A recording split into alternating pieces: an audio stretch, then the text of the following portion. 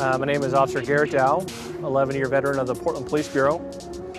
My current position is a project officer, so essentially I work on technology projects that affect frontline police officers. One of my projects was implementing dashcam video into patrol cars. Portland Police has used dashcams in the traffic division solely since 2003, so we began investigating dashcams about a year ago by going to different conferences, talking to different agencies, getting to know the equipment and getting to know the industry and getting to know the terminology. I think we've all seen dashcam footage on the news and on a lot of these cable shows. What you don't see is how does the officer interact with it and how good is the quality of it, how good is the sound of it day in and day out. What you need to do is to get educated. And the way I got educated was to actually go to a video conference and talk about what the technology was, what the current state of the art was, where it was headed, and what features their individual products had. And then from there, once I understood what the state of the art was, what was possible, began ranking the features. What did we have to have? What could we live without? What was important? What wasn't so important?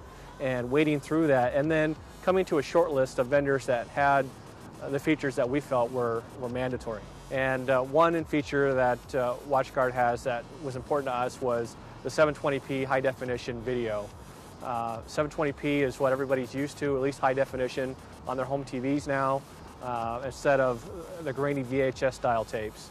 But also important with that was the way that they compress the video, because just normal compression, storage is cheap, but offloading that storage and getting it back, moving it around is not so cheap. So if you have a high definition video, you're looking at a larger file size. So being able to compress it and make it smaller was important to us.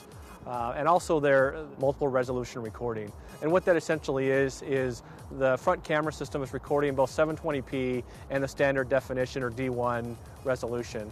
The officer at the conclusion of his recording, at the end of his call, can select the type of incident it was, and that can be pre-programmed to record off in high definition or standard definition. The benefit to determining whether you want high definition or standard definition at the patrol car level is that the officer can override a standard definition recording scheme and send it up as high definition. But you don't have to upload everything in high definition and have a server later on bring it back down to standard definition, so that reduces the amount of time the officer has to wait for the video to upload to the server and then have it available for him to write his report later in the office. Another feature that WatchGuard offers was the ability to record from multiple cameras at the same time. And we now can do that. We can record off the front camera, a rear camera, a cabin camera, a left camera, and a right camera all at the same time. And this has proven very beneficial for our agency, as so many times when we see the shows on TV, we see a lot of action from the front cam, but then we see the action move to the side of the car, and we don't see that. We only hear the action now. And we're actually capturing and have captured very beneficial video that's occurred to the side. So it's just better for evidence collection and a better record of what actually happened. In our cars, we have a camera that's attached right to the windshield that looks out of the front. This is the 720p high definition video. Really your most important camera in the car, and it does a really good job with the zoom features and the resolution and the high definition. So we had one incident where an officer had approached and arrested a suspect in a park and was using the side camera to view the encounter with this person. While he had him handcuffed and was searching him prior to putting him in the back of a patrol car, the suspect suddenly spun around and tried to run from the officer, all within view of this side camera.